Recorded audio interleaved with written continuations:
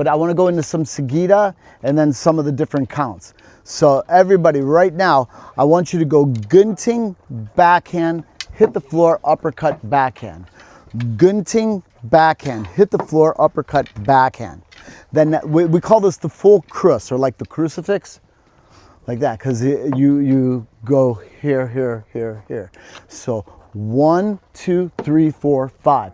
Then I want you to do half crucifix right from here. So we don't do this first one. It goes here, here, here, here, here, or here, here, here, here, here. Some people have criticized because I lift the foot.